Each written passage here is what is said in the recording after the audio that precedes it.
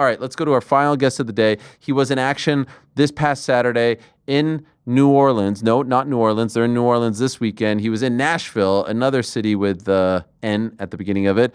Close fight, which I thought he won, if I'm being 100% honest. Hard-fought fight, and in the end proving that age is nothing but a number. And to this 43-year-old, newly turned 43-year-old, it was pretty damn great to see a 42-year-old do his thing. Gash on his shin and all. He's the great Wonder Boy Thompson. We go from the BMF to the NMF. There he is. Hello, Steven. How are you? What's up, my brother? What's up? Glad to be on with you. It's good to talk to you, my friend. It's good to talk to you, and I appreciate the time, especially after a tough weekend. And that gash, man, holy smokes. Have you want ever to see it? I would love to if you want to show it to us. Check this out. I don't know if you'll be able to see it too well, but... Oh, here it is. Ooh, golly. Yeah, man. Hold on. Let me see if I can get it. There it is. Yeah, there it is. Oh, there my. It's just like 3 layers of stitches in that bad boy. How many total? Oh, my goodness. I have no idea, to be honest. I know that they did they started from the bone, the muscle, and they worked it. They did like 3 layers. I didn't count, to be honest with you. But super, it's definitely painful now. I think my foot hurts worse than the shin. But I don't even know. I didn't even know that it happened during the fight. I had no idea. Really? Gabriel Bonfim kept pointing down to it. I'm thinking in my head, this guy's trying to get me to look down so he can he's trying to trick me. He's trying to trick me or something. But had no idea that it was like that. You've never experienced anything like that, right? In all your years? Never experienced anything. You know what? That's always been my fear. Because of the Luke Rockhold situation. And I don't mind going like shin to shin with guys because, I do some shin conditioning. I don't think a lot of UFC fighters do it. Fighters do that, but I do. So I don't mind going shin to shin with guys. And it was always the fear of mine. And dag nabbit, if it didn't happen this past weekend. So that happens in the second round. In the third, you have no idea? Because you were still using it and landing and using it effectively. You had no idea.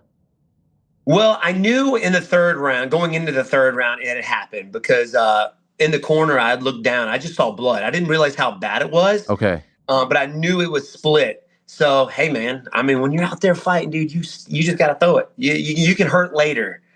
Amen. And I thought you won. I really did. And that's what made it so great. I was like, even despite all that, I thought you won. Did you feel the same? Man, yeah. I felt that I did enough to win the fight. Clean strikes. I felt great during my movement. I think I felt, I had more damage. The damage was in my favor. Bonfim, tough fighter. Hats off to the guy. But when the crowd, the analysts, and the team are all like this shocked about the decision, like something's not right. You know what I mean? I've been in this game for a long time, and I know what it feels like to win a fight, and I know what it's like to lose a fight, and I didn't lose. I feel like I didn't lose that fight.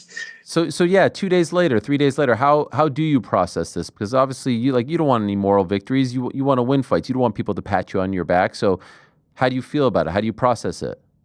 I lost the fight, but I felt like I won it. When you got your family, your team, your friends and family back home. Everybody who saw the fight thought I had won the fight. You know what I'm saying? Yeah. So it kind of goes back to what do we do about that? Is there? I think there's got to be more accountability with the referees. I know that's not the UFC fault. That's usually the commission's fault, but there's got to be some more transparency for sure. Some more education. I feel like when it comes to the judging of these fights. I saw one of his coaches after the scorecards were announced go up to you and share some words. What did he say to you? Do you remember? Gabriel Bonfim's coach? Yeah. From the look of their faces, I think they were surprised that they had won the fight, to be honest with you. They all spoke Portuguese, very, very little English. But I know Gabriel was just in awe in the fact that this guy's been watching me since he was like 15 years old. So he was a fan, which is pretty cool. So I've been so it's pretty cool that you're fighting somebody who was a fan of you at 15 years old. I'm like, thanks a lot for making me feel even older, bro. Did he say that to you? Yeah. He told me he was a fan since he was 15. Damn. For sure. How does that make you feel? It's cool that I'm fighting this guy, that I was in some way, an inspiration for him to make this a career for him. And so how does the body feel after a fight at 42? You last fought in October. How are you holding up other than the shin? How does the muscles, how does the body overall feel? Man, I feel great, to be Wow. honest with you. I felt great out there during the fight. I felt fast. I felt accurate. My mind was sharp. My reactions were on point. Same thing with the Buckley fight. I mean, I felt like I was winning until I wasn't. But in this fight, I felt great. I felt phenomenal. And usually going out to fight, that's the easy part. That's the easy part. The training, the 8-week training camp, that can be a little bit more difficult because of the things don't heal up like they used to. And I've spent, my last 3 or 4 fights, I spent more time during, with my recovery than anything else. Again, my massage therapy, the ice baths, listening to my body. When I first started, even though I was fairly late in my career, I was 28 when I had my first fight. I saw some pictures of me not too long ago. I looked like I was a baby, man. At 20, I looked like I was 15. I was like, what the heck? And it seemed like it was yesterday. I could go from training into another training session back to back to back and feel fresh for every one of them. Don't feel that way anymore. Wow. Things don't heal up like they used to, but I feel great right now. I feel phenomenal. You spoke before the fight that you had 2 fights left on your UFC deal, and so now you have 1 more. I would imagine you want to keep going, right? Oh man, 100%. I do want to keep going. I've thought about it, of course, and I'm realistic about where I'm at in my life and how my body feels. I still got gas in the tank, man. I'll talk to my team, my family, and we'll make the right call whenever the time comes. But I feel great. I think I want to honor my last fight for sure. Don't know who, but I definitely want to do it. I want to make that happen. Do you think you may go past the last fight, meaning new contract after this one? Keep going. Depends on how I feel and how the fight goes. 100%. My goal obviously was to beat, was it Randy Couture's record? I think he was like 45, maybe. Mm-hmm. I think it was 45, right? 45, maybe 46, maybe. Well, he might have been 46. I don't know. But I feel amazing, man. I felt great after the fight. Besides my foot, I felt great during the fight. I felt faster than he was. Gabriel Bonfim was what, 27? I feel phenomenal, man. By the way, Randy, 47. He was 47. Yes. All right. You got 5 more years. Let's go. Is this really a thing? Go. You're really going to try to do this? This would be amazing. 100%. Wow. And there's no part, like we see this weekend. Dustin Poirier is like, you know what? I'm good, and he could probably keep going too, right? He just fought for the belt. There's no part of you that says, hey, it's been a good run. I'm healthy. I'm in my 40s. Most people don't make it this far. Let's go out, before the game kicks us out, so to speak. It's obviously, really has to do with what happens my next fight. Yeah. I feel like if I go out there and I put on a show and I get a good finish, why not? Let's keep going. If not, this is something that I want to plan with my family, my team, obviously plan with the UFC, but let's go out with a bang, man. Let's get one in South Carolina. Yeah. Wouldn't that be great? Let's do that. What the flip did, man. Yeah. I mean, I would love to. I think that would be amazing. Obviously, I got to get this thing looked at, but everybody, all the talk right now is the White House fight. Everybody wants to get on that card and how big it's going to be, and that would be cool too. Go out with a bang like that, but it would be cool to do it in my hometown as well. Oh my gosh, that would be incredible, and you deserve it. You deserve it. All these years later. And by the way, shout out to you doing some ESPN desk work. What do you think? Dude, I'm loving that. Beat's getting kicked and punched in the face. Yes. For sure. I love it. I love breaking down fights. I feel like this is like a calling for me, I think Chris Weidman, did it this weekend for my fight. So being out there with Anthony Heller, Alan Jabon and all those guys, they make it easy. And it's enjoyable for me. Did you ask to do that or did they ask you? I believe they asked me about it.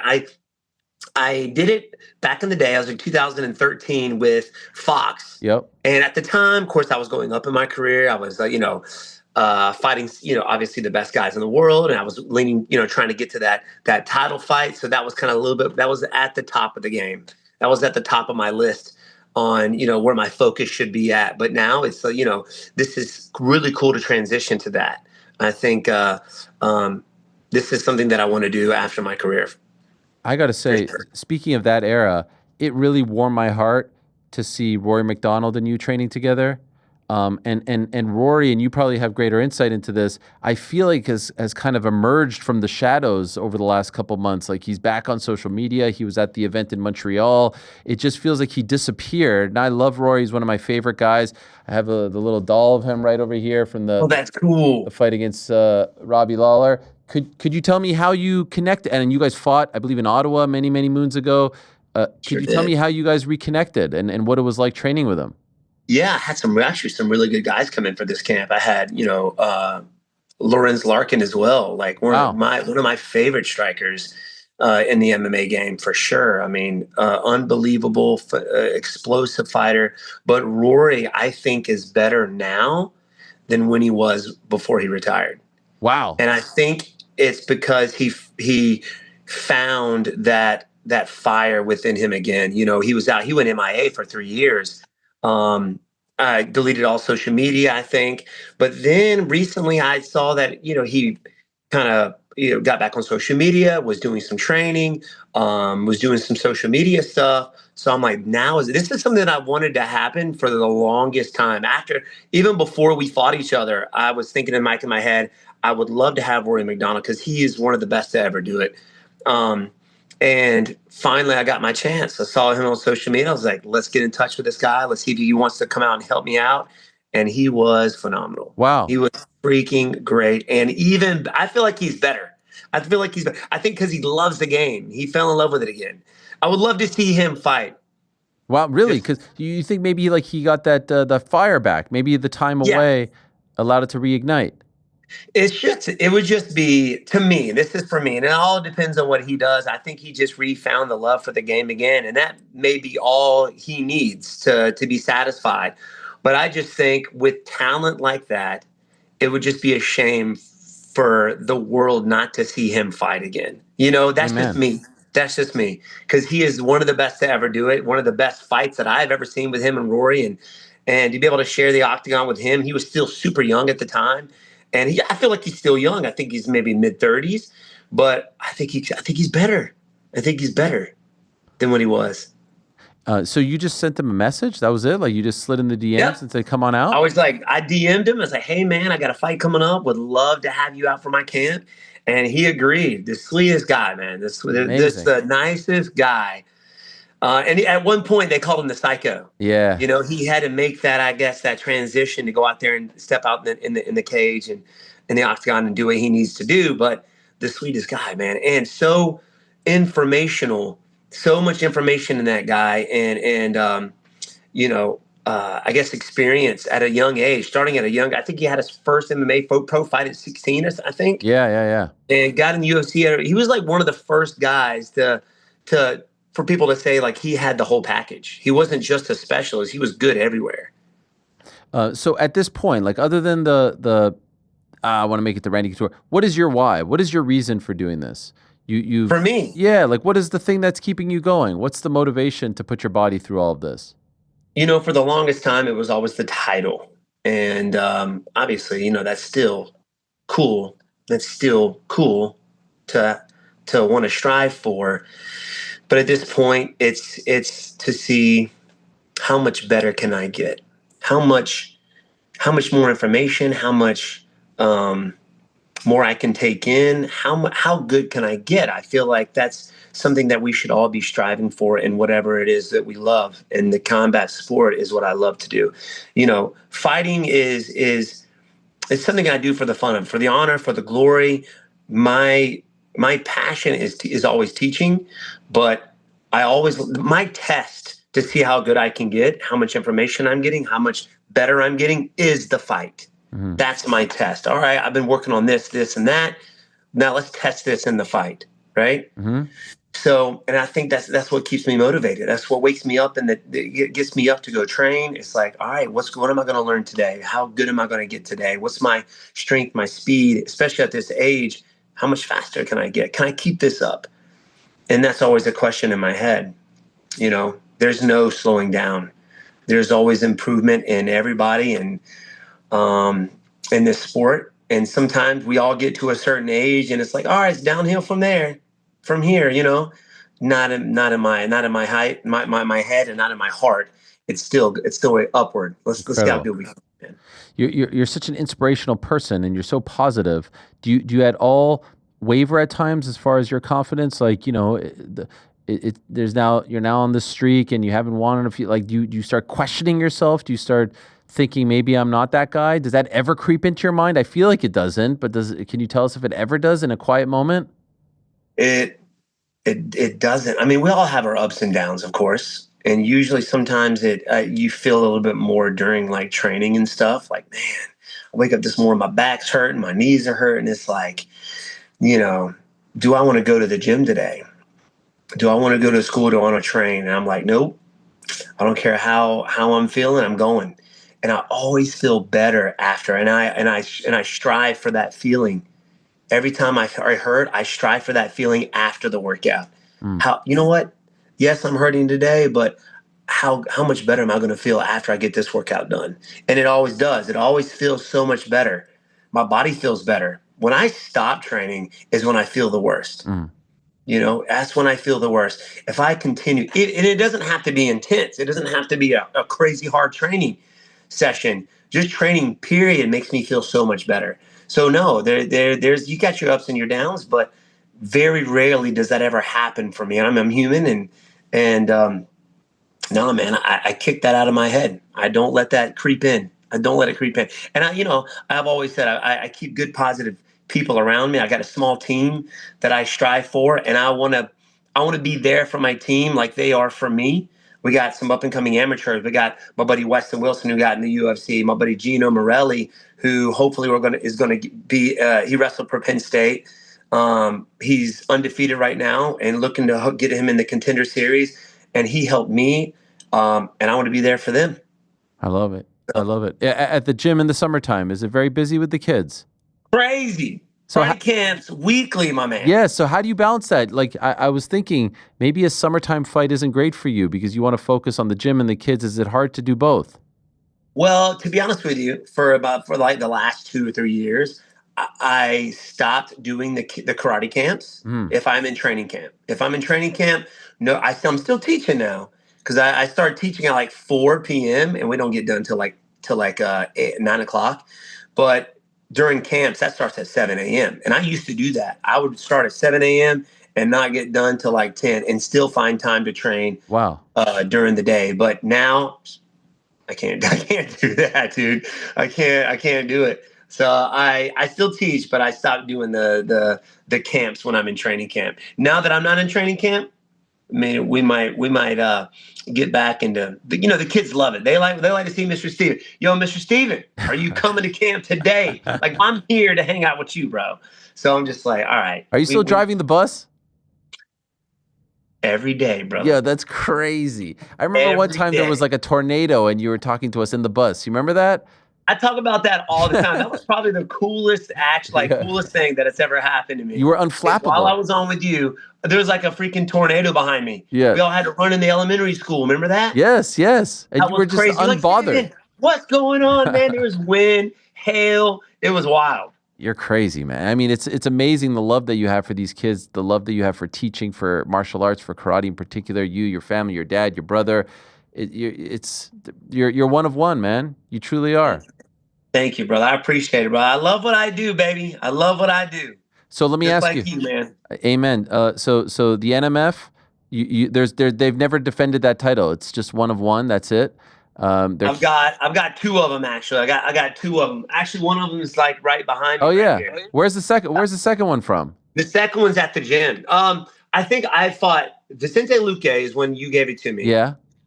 And then I got another one. I think who did I fight? I don't remember who I fought. But also, I in my eyes, an NMF. I don't remember who it was.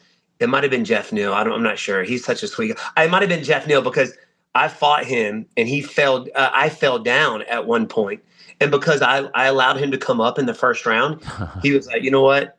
You let me stand back up, I'm going to let you stand back up. We high-fived Oh, each other. He let me get back up. He could have took full advantage of that and jumped on top of me, but he didn't. that's the NMF So, way. yes, sir. Who do you like in the BMF this weekend? Oh, my gosh. I can't wait. I wanted to get on that card. That's just an epic card. Yeah. I mean, Max Holloway versus, Dustin Poirier. I have much love for both of these guys. I mean, they've both fought each other twice. Yep. And, well, this would be the third time. Yep. And Poirier won both times. And this is the third one, his last one. So I know he wants to go out with the BMF. I got much love for Max Holloway. He's like one of my favorite fighters, but I'm leaning towards my man, Dustin Poirier. So, I mean, the guy's a veteran too. I think he had his first fight in 2010, I think. Yeah. 2010. So, I would like for him to go out with a bang. I would like for him to get it. Especially, this being the retirement fight back home, New Orleans. It will be very special. Regarding the shin, before I let you go, how long does this take? Like, what are they saying? Until it's 100%, until you can kick with it again?